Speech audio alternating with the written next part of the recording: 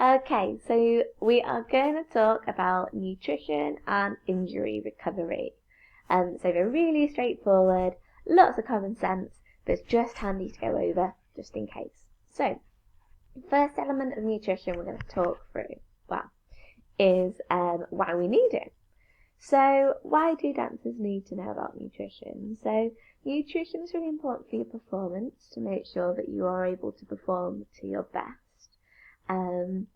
To help your memory, to help you stay fueled, to help you stay strong as well.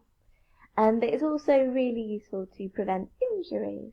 So in an exam you probably get a question linking nutrition to injury prevention, but you may get one linked to improving performance, so we'll make sure we cover both of those things. So firstly we're going to have a look at carbohydrates. So carbohydrates are one of the most important nutritional elements in a dancer's diet. A dancer's diet should be made up of about 55 to 60% carbohydrate. So carbohydrate is our main energy source. When we eat carbohydrates, we break them down into glucose, and that glucose is used for respiration. So whenever our muscle contracts, we require some glucose to fuel that. So it's really, really important as dancers that we have enough carbohydrates. So dancers who don't eat enough carbohydrate will feel weaker, will get tired more easily during classes and rehearsals, so you might end up feeling faint. So obviously that's going to affect your energy levels, it's going to affect your stamina, your ability to get through a really high energy solo or duo. But it could also cause injury, couldn't it? Because if you're weaker and more fatigued, you're more likely to lose alignment if you aren't working to your full capacity. So you might end up twisting on an ankle, or you might even end up passing out, falling to the floor. So carbohydrates that we want to eat in our diet, because there are lots of carbohydrates around. What kind of carbohydrates are good? So we want complex carbohydrates. So things like bagels, cereal, bread, pasta, rice, all of those things, and ideally like brown bread as well. So it's things that haven't been overly refined and lost all of their value. As well as eating carbohydrate in meals, it's really important to make sure that we are receiving enough fuel for when we're dancing. So during class rehearsal performance, you want to have a carbohydrate-based snack a couple of hours before class. You don't want to have one like 10 minutes before, you don't want to throw up all over the place. But you want to make sure you are having carbohydrate-based snack before your lesson. So in the morning, that means making sure you have porridge or something like that for breakfast. Other forms of carbohydrate that are really handy for us are fruits as well. So things like bananas, we're able to break down and use the glucose of that in a similar way, and that's a nice slow release form as well. So, if you've got a day full of rehearsals, then having things like bananas to keep you going is really, really useful. So next up, we've got protein. So protein is really important because it's so vital for the repair of muscle fibers. So we know that during strength training, we make those minute tears in our muscle fibers. And actually, if you think about it, dancing is resisting against gravity. There's a lot of repetition in there as well. So even if you're not specifically strength training, just doing your movement, just dancing, is going to cause some minute tears in these muscle fibers from constant use. So we need to make sure that we are able to repair those. So the non-vegetarian meat is going to be the best source of protein. So especially things like chicken, fish and turkey, because they are low in saturated fat as well. But all meat contains protein. So if you're veggie or vegan, it's harder to intake as much protein.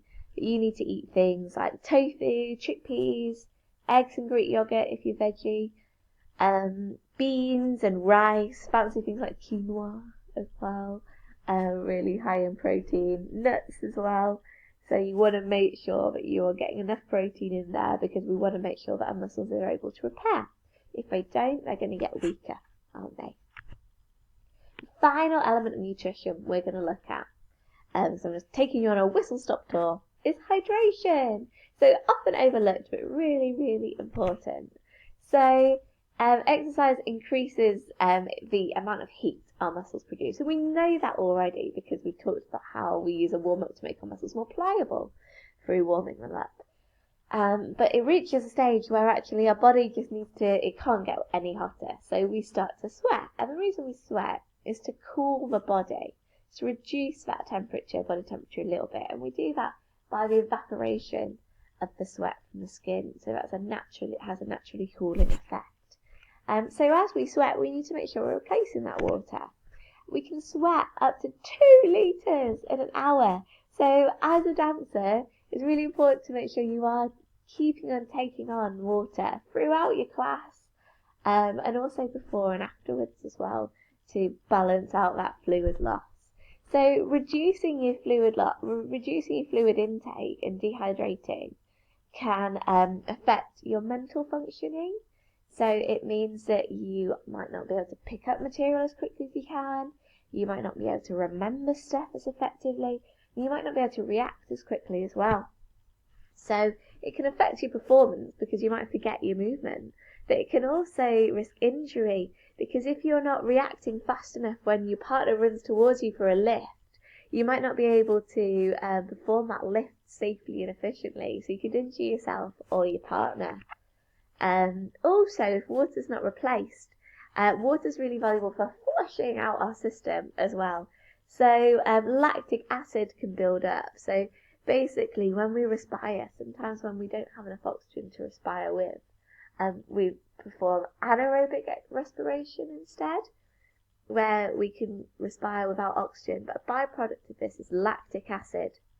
So lactic acid can cause cramps, muscle ache, and it can actually stop your muscles working altogether if they get full of lactic acid. So water is really important to flush that out, to get that out of our system. So I made a little summary table for us.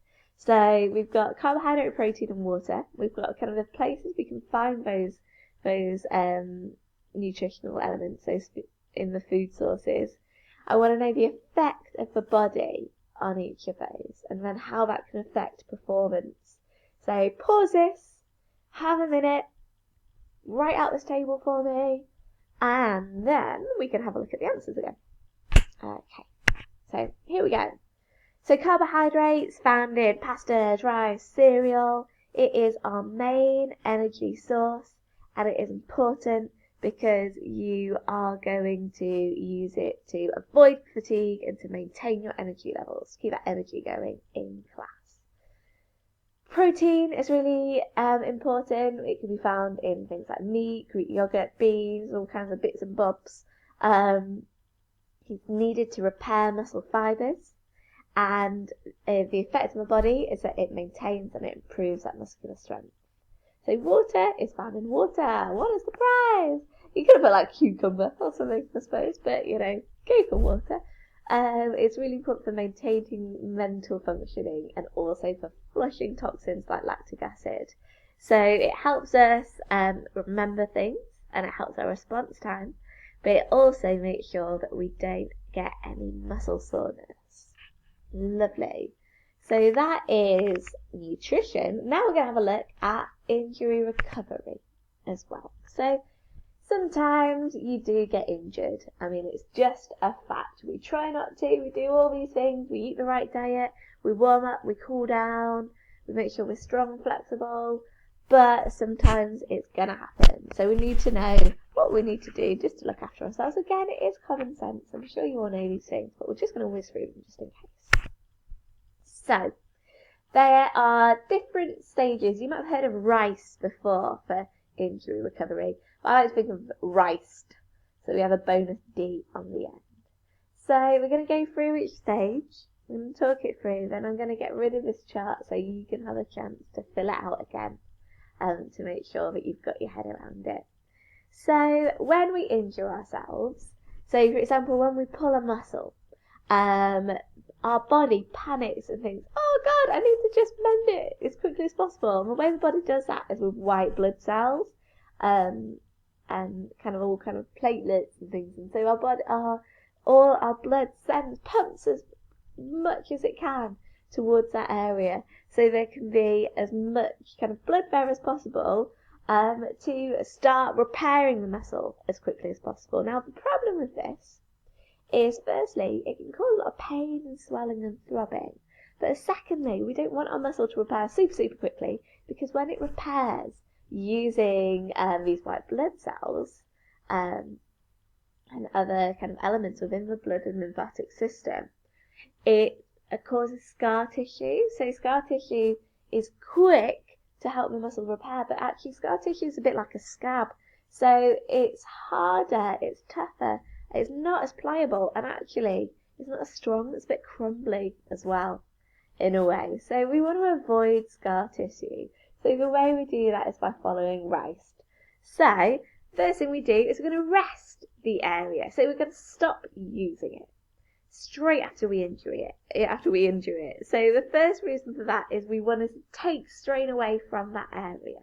We don't want to keep placing more strain on it. And the second thing is we want to start reducing the blood flow to that area. So if a muscle's being used still, then the blood's going to keep flowing to that area more than other areas of the body, because it's trying to deliver the oxygen, the glucose required for respiration. So what you need to do is to make sure you're resting that area to avoid further damage and to reduce the build-up of scar tissue. So then we move on to icing. So you should ice your injury when it starts to swell. So to do that, you want to make sure you don't put that ice directly onto your injury, because you can end up with a thing called ice burn, which can tear your skin off and is really, really terrible. So we don't want any of that. You want to make sure you cover your ice pack or your pack of frozen peas or whatever you've got to hand. You want to cover it with a t-shirt or a tea cloth or something, and then place it on your injured area for 20 minutes at a time. So you maybe do 20 minutes on, 20 minutes off. So we want to make sure it's cool, but we also want to make sure that we do have blood flow going to that area, and we don't end up, freezing a body part off. We don't want that. So why do we ice it? Basically, the effect of ice and cold on our body is it makes everything contract a bit.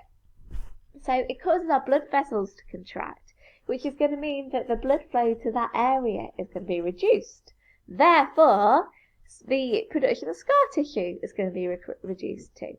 And obviously, less swelling, less bruising, all of that, which is all good. So next up, we have compression. So what you want to do is maybe place, if you've injured your ankle, you want to place like a tubey grip or a support or a bandage around that, just for the first day or so. So that's going to make sure that that's reducing the strain on the area, because actually the support will take some of that strain that the muscle would normally take.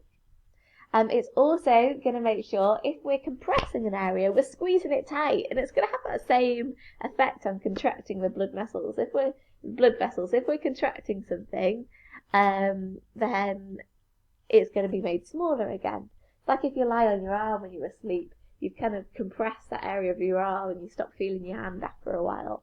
So that's the effect that we're going for, but with a less extreme manner. So once we've compressed, we are going to make sure that that has reduced further damage, and it's going to reduce scar tissue as well. Next thing you're going to do is you're going to elevate. So you are going to raise the injury above heart level. It's really important it's above heart level, because obviously it's harder for your heart to pump upwards, and it also helps the blood to drain from that area. So we're going to drain excess blood from the area, which again is going to reduce scar tissue. So what you want to do then is, if the injury continues to be an issue, you want to go and have it diagnosed to make sure that maybe you get some physio activities, you get painkillers, you get any further treatment that you might require. So take a good look. It's gone! Tell me, what do you need to do for each thing? What's the effect on my body? How does it aid injury recovery? And I'll give you a clue. It's something to do with scar tissue. So here's the chart completed. Hopefully that all